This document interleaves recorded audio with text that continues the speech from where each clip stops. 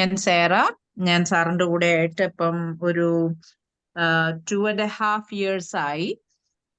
ഒരു വർഷം മുമ്പ് മുതൽ ഞാൻ ലൈഫ് കോച്ചിങ് സെഷൻസ് എടുക്കാൻ തുടങ്ങി.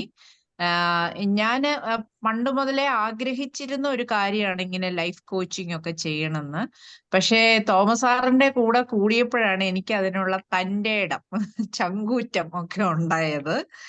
ഒരു ഒരു കൊല്ലം കഴിഞ്ഞപ്പോ തന്നെ ചങ്കൂറ്റം ഒക്കെ ഉണ്ടായി എന്നുള്ളതാണ് ഒരു കാര്യം.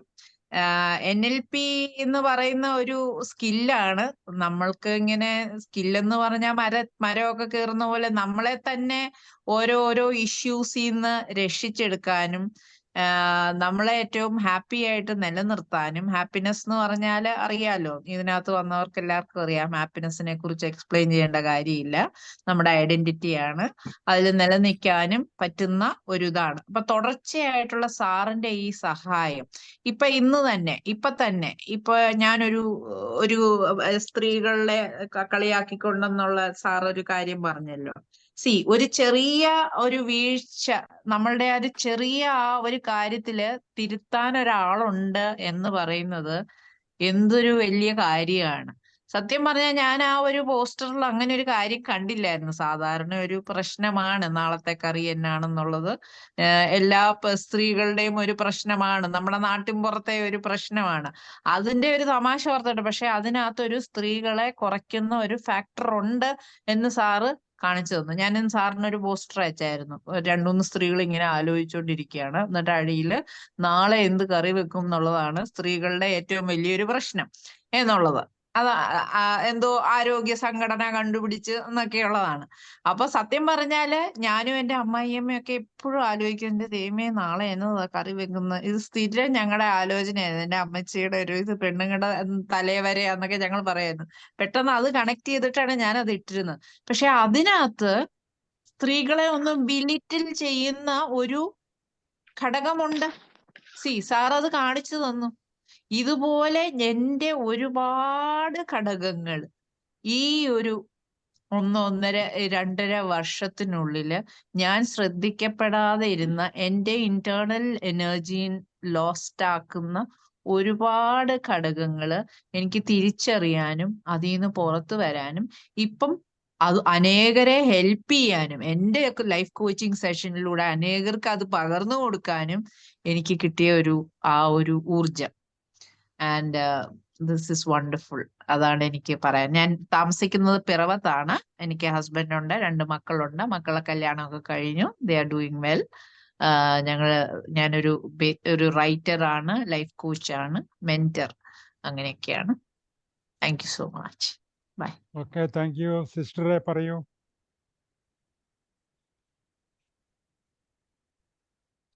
അൺമ്യൂട്ട് ചെയ്യണേ. ഞാൻ സിസ്റ്റർ റോസീന. ഞാൻ ട്രിവാൻഡ്രത്താണ്, പേട്ടയിലാണ് താമസിക്കുന്നത്. പേട്ട പള്ളിമുഖം എന്ന് പറയും. ശ്രീകാര്യത്തിൽ ലേള സ്കൂളിൽ വർക്ക് ചെയ്യുന്നു. പിന്നെ നേഴ്സായിട്ടാണ് വർക്ക് ചെയ്യുന്നത്. ഇപ്പം ഓരോ സ്കൂളിൽ ഇപ്പോൾ ഓരോ നേഴ്സുമാർ വേണമെന്നുണ്ടല്ലോ, അപ്പം അവിടെ വർക്ക് ചെയ്യുന്നു. സാറിൻ്റെ കൂടെ വന്നിട്ട് ഇപ്പം 5-6 മാസമായി. ഇപ്പൊ ജീവിതം ശാന്തം, സുഖം, സുന്ദരം എന്നേ എനിക്ക് ചുരുക്കി പറയാനുള്ള. സമാധാനമായിട്ട് ജീവിക്കുന്നു. ജീവിതത്തിൽ വരുന്ന ഓരോ ചലഞ്ചസും ഓരോ കാര്യങ്ങളും ഒരു സമചിത്തതയോടുകൂടി സമാധാനത്തോടുകൂടി ഡീൽ ചെയ്ത് സമാധാനമായിട്ട് മുമ്പോട്ട് പോകുന്നു. എന്നെ ബാധിക്കുന്നില്ല. ഇങ്ങനെ അഥവാ എന്തെങ്കിലും ഉണ്ടെങ്കിൽ തന്നെ അത് എൻ്റെ വ്യക്തിത്വത്തെ അതിന് ബാധിക്കുന്നില്ല. സമാധാനമായിട്ട് ഇങ്ങോട്ട് പോകുന്നു. ഡീൽ ചെയ്യാനുള്ള ടെക്നിക്കുകളെല്ലാം സാറിൻ്റെ കയ്യിൽ നിന്ന് കിട്ടി. ഇപ്പൊ വേറെ ഒരാള് എന്തെങ്കിലും നമുക്ക് ഇഷ്ടപ്പെടാത്ത വേറെ പറയണേ, അവരുടെ മാപ്പ് ഡിഫറെന്റ് ആയിരിക്കുമല്ലോ. അപ്പൊ നമ്മൾ ചിന്തിക്കുന്ന പോലെ അവർ ചിന്തിക്കണമെന്നില്ലല്ലോ.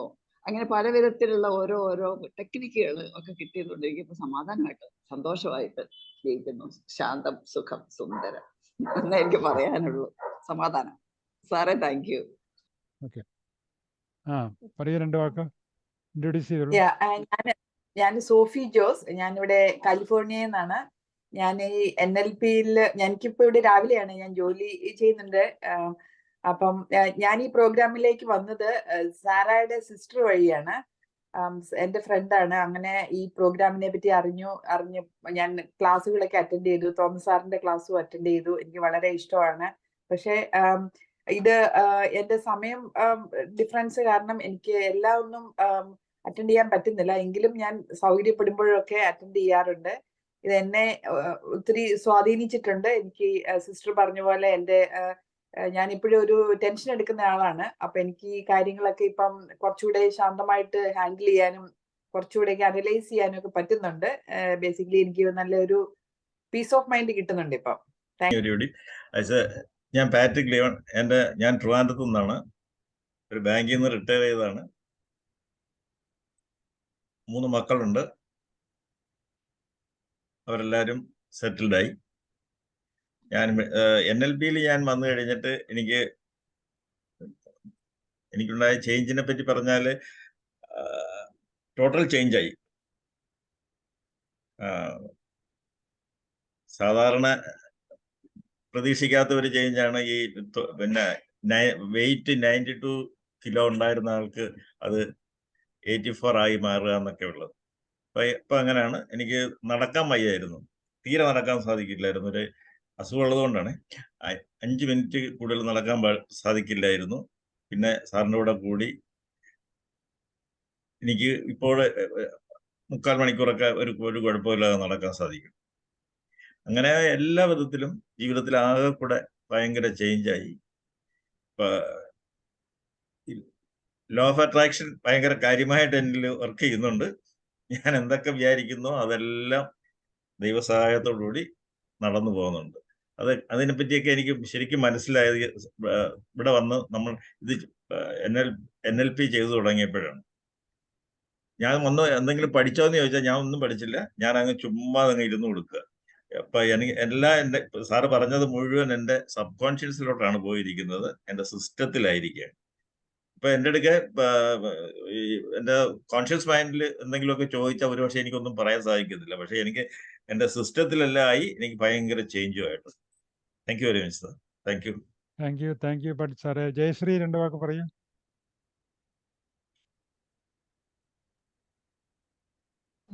ഞാൻ സാറിൻ്റെ കൂടെ NLP പഠിച്ചു തുടങ്ങിയിട്ട് കുറച്ചു കാലമായി. പഠിച്ചു വന്നു വെച്ചാൽ കുറേയൊക്കെ മാറ്റങ്ങൾ വന്നിട്ടുണ്ട്. പല നെഗറ്റീവ്സും നല്ലൊരു രീതിയിൽ നേരിടാൻ പറ്റുന്നുണ്ട്. ആദ്യമൊക്കെ കുറച്ച് ചെറിയൊരു ഫീലിംഗ് കിട്ടുമെങ്കിലും അത് ഉടനെ തന്നെ ഓവർകം ചെയ്യാൻ പറ്റുന്നുണ്ട്. ഇപ്പൊ ദേഷ്യമാണെങ്കിലും സങ്കടമാണെങ്കിലും എന്തെങ്കിലും ഒരു സാധനം കിട്ടാതെ പോയത് അല്ലെങ്കിൽ ഒരു പൊസിഷൻ കിട്ടാതെ പോയത്, ഇതെല്ലാം തന്നെ വരുന്നത് പോലെ എന്ത് വരുന്നോ അതുപോലെ തന്നെ സ്വീകരിക്കാൻ എനിക്ക് പറ്റുന്നുണ്ട് എന്നുള്ളതാണ് എനിക്ക് വന്ന ഏറ്റവും വലിയ മാറ്റം. ഇനിയും കുറച്ചുകൂടി മുന്നോട്ട് പോയി കൂടുതൽ കാര്യങ്ങൾ ഉൾക്കൊണ്ട് നല്ല രീതിയിൽ ഈ ഫീൽഡിൽ തന്നെ തുടരണം എന്നാണ് ആഗ്രഹം. അതിന് സാറ് പറഞ്ഞു തന്ന എല്ലാ രീതികളും ഞാൻ ഉപയോഗിക്കുന്നുണ്ട്. അതിൽ ഇംപ്രൂവ്മെന്റ് വരുന്നുമുണ്ട്. Okay, thank you. Doctor Laila please. Everybody, ഞാൻ ഡോക്ടർ ലൈല, എറണാകുളത്താണ്. എറണാകുളം പള്ളിക്കര അടുത്ത്. ഞാൻ NLPയിൽ വരാൻ കാരണം എൻ്റെ ഒരു ഫ്രണ്ട് വഴിയാണ്. ഒരു ഹോമിയോ ഡോക്ടർ തന്നെയാണ്, മിനിമോള്.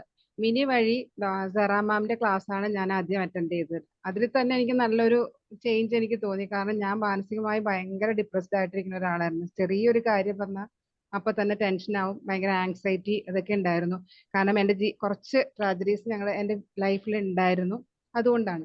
പക്ഷെ ഇത് ഈ NLPയിൽ വന്നു കഴിഞ്ഞ പിന്നെ എനിക്ക് ഒത്തിരി മാറ്റം എന്ന് പറഞ്ഞാൽ ടെൻഷൻ വരണതൊക്കെ വന്നു കഴിഞ്ഞാലും അപ്പൊ തന്നെ നമുക്ക് വേഗം ഫീൽ ചെയ്യുമെങ്കിലും കുറച്ചു നേരം കഴിയുമ്പോൾ അതൊക്കെ മാറ്റിയെടുക്കാനും നമുക്ക് സാധാരണ പോലെ ചിരിച്ച് സന്തോഷമായിട്ട് നടക്കാനൊക്കെ പറ്റുന്നുണ്ട്.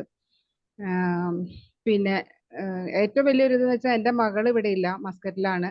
അവൾ വന്ന് പോകുമ്പോൾ ഒരാഴ്ചയെങ്കിലും ഞാൻ ഭയങ്കര ഡെസ്പായിട്ടായിരിക്കും ഇരുന്നിരുന്നത്. പക്ഷെ ഈ പ്രാവശ്യം അവൾ വന്നു പോയിട്ട് എനിക്ക് അങ്ങനെ ഒരു ഫീലിംഗ്, അവൾ പോയല്ലോ അല്ലെങ്കിൽ അങ്ങനത്തെ ഒരു ചിന്ത എൻ്റെ മനസ്സിലേക്ക് അങ്ങനെ വന്നില്ല. ഞാൻ ഹാപ്പി ആയിരുന്നു.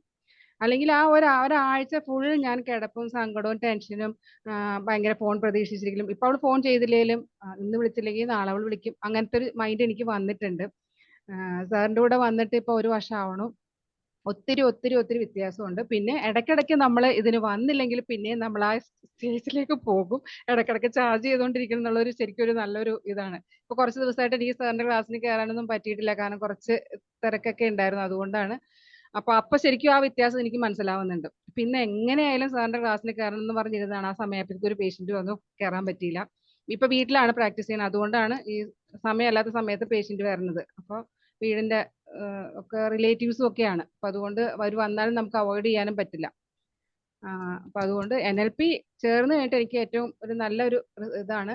എന്റെ ജീവിതം തന്നെ മാറിയെന്ന് തന്നെ പറയാം. കാരണം ഞാൻ ഭയങ്കര നെർവസ് ആയിരുന്നു. എപ്പോഴും ടെൻഷൻ, ആങ്സൈറ്റി അതൊക്കെ മാറിയിട്ടുണ്ട്. Good evening all.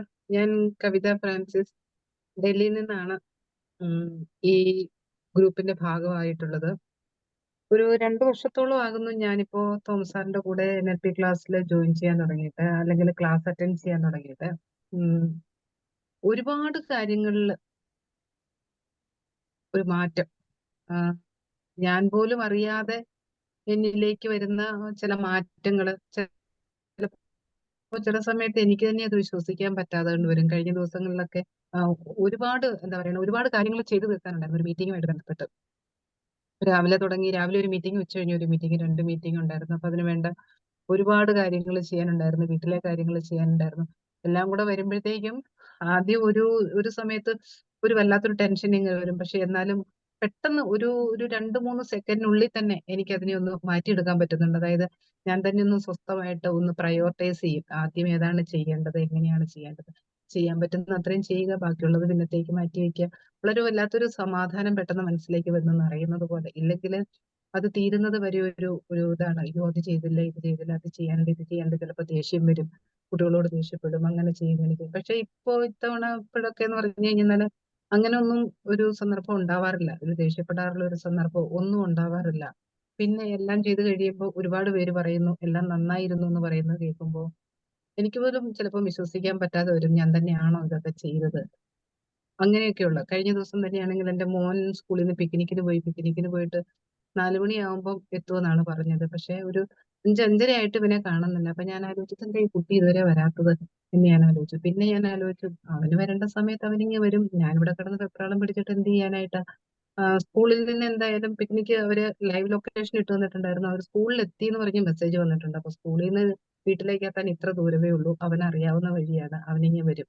ഞാനിവിടെ കിടന്ന് വെപ്രാളം പിടിക്കേണ്ട ഒരു കാര്യവുമില്ല. എനിക്കപ്പോ പള്ളിയിലേക്ക് പോകേണ്ട ആവശ്യമുണ്ടായിരുന്നു. ഞാൻ പള്ളിയിലേക്ക് ഇറങ്ങിപ്പോയി കഴിഞ്ഞ് പള്ളിയിലെത്തി കുറച്ച് സമയം കഴിഞ്ഞ് കഴിഞ്ഞപ്പോഴത്തേക്ക് അവന്റെ ഫോൺ വന്നു, ഞാൻ വീട്ടിലെത്തി എന്ന് പറഞ്ഞിട്ട്. ഇല്ലെങ്കിൽ ഒരു 10 പേരെ, അവന്റെ ഫ്രണ്ട്സിനെ ഒരു 10 പേരെ വിളിക്കും. മോൻ എവിടെയാ, അവൻ എത്തിയോ, നിങ്ങളൊക്കെ വീട്ടിലെത്തിയോ എന്ന് പറഞ്ഞിട്ട് ഒരു ബഹളമായിരിക്കും. പിന്നെ അവിടെ കിടന്ന് അവൻ വന്നു കഴിയുമ്പോൾ ചോദിക്കും, നീ ഇത്ര നേരം ലേറ്റ് ആയത്, എവിടെയായിരുന്നു, എന്തായിരുന്നു, ഏതായിരുന്നു എന്നൊക്കെ ചോദിച്ചൊരു ചാട്ടം, പിന്നെ ഒരു ബഹളം. ഇതൊക്കെ കഴിഞ്ഞ് കഴിയുമ്പോഴാണ് ഒന്ന് ശാന്തമാകുന്നത്. പക്ഷെ ഇപ്പം അങ്ങനെയുള്ള ഒന്നും തോന്നാറില്ല, ഒന്നും അങ്ങനെയുള്ള ഒരു പ്രശ്നങ്ങളൊന്നും വരാറില്ല. അല്ലെങ്കിൽ അതിനെ ആ രീതിയിലല്ല ഞാനിപ്പോ ഫേസ് ചെയ്യുന്നത്. അല്ലെങ്കിൽ ഒരു കാര്യം വന്നു കഴിഞ്ഞാല് മാറി ചിന്തിക്കാൻ എന്നെ കൊണ്ട് പറ്റുന്നുണ്ട് എന്നുള്ളതാണ്. ഇപ്പൊ എനിക്ക് ഹാപ്പിനെസ്സിൽ എത്താൻ പറ്റുന്നില്ല. അപ്പൊ ആ ഹാപ്പി എപ്പോഴും ഇപ്പൊ എത്തുകയല്ല പിന്നീട് എത്തുക എന്നുള്ളതല്ല, നമ്മുടെ ശരിക്കുള്ള ഐഡന്റിറ്റി എന്ന് പറഞ്ഞാൽ ഇപ്പം ഐ ആം തോമസ് എന്ന് പറയുന്ന പോലെ ഐ ആം ഹാപ്പിനെസ് എന്ന് നമ്മൾ പറയണം. ഞാൻ ഹാപ്പിനെസ് ആകുന്നു. സത്യം അതാണ്, നമ്മൾ ഹാപ്പിനെസ് ആണ്. പക്ഷെ അത് നമ്മൾ അറിയുന്നില്ല. അറിയാത്തതിൻ്റെ കാരണം എന്നാന്ന് വെച്ചാൽ നമ്മുടെ മുമ്പിൽ ഒരു ഫിൽട്ടറുണ്ട്. ആ ഫിൽട്ടർ കൂടിയാണ് നമ്മൾ പുറത്തേക്ക് കാര്യങ്ങളെ കാണുന്നത്. എന്താണ് filter? Negative emotions, thoughts and feelings. അതിനെ ഇല്ലായ്മ ചെയ്യുക, അല്ലെങ്കിൽ അത് നമ്മളെ ബാധിക്കാതെ ഇരിക്കുക എന്നുള്ളതാണ് ഈ നമ്മളിപ്പോൾ ഈ ചെയ്യുന്ന പ്രക്രിയയുടെയൊക്കെ ലക്ഷ്യം. ഇതാണ് ഒരു ഫെലോഷിപ്പ് എന്ന് പറയുന്നത്. ഇതിൽ കൂടെയാണ് സന്തോഷം നമുക്ക് കിട്ടുന്നത്. അങ്ങോട്ടും ഇങ്ങോട്ടും ഷെയർ ചെയ്യുക, പിന്നെ കുറേയൊക്കെ കോൺഫിഡൻസ് ബിൽഡപ്പ് ചെയ്യുക. അപ്പം അതാണ് ഇവരൊക്കെ പറഞ്ഞ 2-3 കൊല്ലം ഇങ്ങനെ പുറകെ നടന്നു കഴിഞ്ഞപ്പോൾ ചേഞ്ചസ്. ഇപ്പോൾ സിസ്റ്റർ പറഞ്ഞില്ലേ, സിസ്റ്റർ അറിയുന്നില്ല ജീവിതം പോകുന്നത് എങ്ങനെയാണെന്ന് പോലും. അത്ര എൻജോയ് ചെയ്യാമെന്ന്. അല്ലെങ്കിൽ ആകെ ഇഷ്യൂസ് ആയിരുന്നു.